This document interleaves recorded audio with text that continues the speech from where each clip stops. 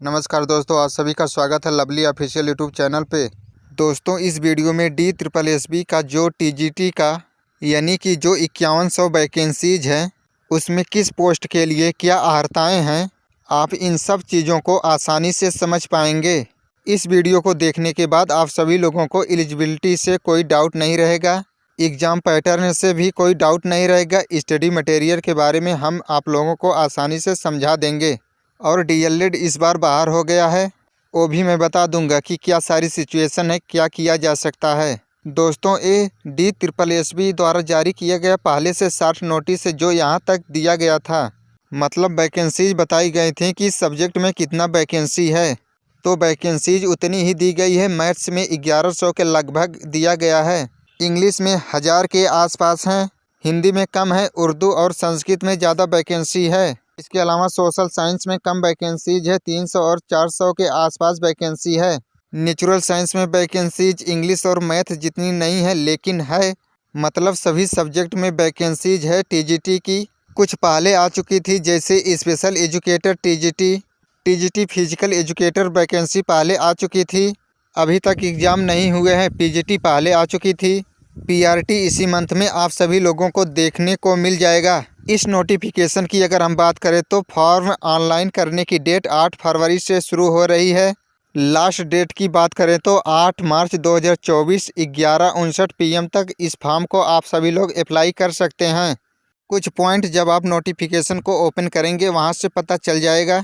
जिस भी चीज़ में आप फॉर्म भर रहे हैं वो सब्जेक्ट आप अपनी ग्रेजुएशन में पढ़ा हो, 2 साल पढ़ा हो और 45% मार्क्स ओवरऑल आपके ग्रेजुएशन में आए हों, ये पहला पॉइंट है। इसके बाद अगला पॉइंट है कि 45% मार्क्स अगर आपने उस सब्जेक्ट में पोस्ट ग्रेजुएशन किया है तो ज़रूरत नहीं है। मैथ्स में जैसे आप TGT भर रहे हैं और अगर आपने मैथ्स में पोस्ट ग्रेजुएशन किया है तो कोई दिक्कत नहीं है। साइंस के लिए भर रहे हैं, साइंस में अगर आपने मास्टर्स किया है तो 45% नहीं चाहिए। SC ST कैंडिडेट और फिजिकल हैंडीकैप्ड कैंडिडेट के लिए यह परसेंटेज नहीं चाहिए। डिग्री इन एजुकेशन, जो बड़ा बदलाव इस बार नोटिफिकेशन में हुआ है वो ये हुआ है। पहले degree diploma in teaching education इसके नोटिफिकेशन से आते थे, इस बार डिग्री इन एजुकेशन लिखा है, डिप्लोमा इन एजुकेशन हटा दिया गया है। इसके लिए हम सभी लोगों को जो हमारे देश में होता है वही आवाज़ उठानी पड़ेगी। पहले भी ये लोग कई चीज़ें मिस कर देते हैं, फिर बाद में डाल देते हैं आवाज़ उठाने के बाद। जैसे पिछली बार फीमेल वाला एज रिलैक्सेशन नहीं दिया था, इसके लिए हम लोगों को लड़ाई लड़नी पड़ी और कोर्ट के थ्रू उस चीज़ को डलवाई गई। तो चलिए, फीमेल्स को लेकर काफ़ी लोगों को डाउट्स रहता है तो वो क्लियर कर देते हैं। जनरल कैंडिडेट्स के लिए जहाँ 32 साल है, वहीं जनरल फीमेल कैंडिडेट के लिए यह एज रिलैक्सेशन 40 साल है। 40 साल उम्र तक की महिलाएं इस फॉर्म को भर सकती हैं। अब बाकी के पॉइंट्स हम आप लोगों को समझाने की कोशिश करते हैं। सबसे पहला पॉइंट कि एलिजिबिलिटी क्या है। एलिजिबिलिटी है कि आपने ग्रेजुएशन किया हो, 2 साल अपना मेन सब्जेक्ट पढ़ा हो। जहां पर सोशल साइंस में सोशल साइंस के कोई भी 2 सब्जेक्ट पढ़े हों। कॉमर्स वाले बच्चे भी यहां पर सोशल साइंस के लिए अप्लाई कर सकते हैं। नेचुरल साइंस में आप कोई भी पढ़े हों, फिजिक्स केमिस्ट्री जूलॉजी बॉटनी में से कोई भी 2 पढ़े हों, 2 साल पढ़े हों, रेगुलर पढ़े हों और इसके अलावा ये आपके मेन सब्जेक्ट रहे हों, और इसके अलावा ये सारी चीज़ें हिंदी इंग्लिश में भी ऐसे ही हैं। हालांकि सब्जेक्ट कंसेंट के लिए सब्जेक्ट स्पेसिफिक वीडियो देखेंगे तो ज़्यादा बेहतर रहेगा। तो 45% ग्रेजुएशन में ओवरऑल चाहिए होते हैं और 2 साल उस सब्जेक्ट को पढ़ा हुआ हो। अगला पॉइंट है कि आपने BEd किया हो। DLED पहले अलाउड होता था, इस बार हटा दिया गया है। सीटेट पेपर 2 में कितने मार्क्स चाहिए होते हैं, तो चाहिए होते हैं जनरल को 90 चाहिए होते हैं, OBC SC ST फिजिकल हैंडीकैप्ड्स को 42 मार्क्स चाहिए होते हैं। जब भी मैं OBC बोलूं तो आपको ये लाइन याद रखना चाहिए कि दिल्ली के OBC SC ST candidate female कहीं के भी हों तो एज रिलैक्सेशन है, लेकिन जो OBC रिलेटेड एज रिलैक्सेशन है वह केवल दिल्ली वालों के लिए ही मिलता है। अगले पॉइंट पर चलते हैं कि एज क्राइटेरिया क्या है।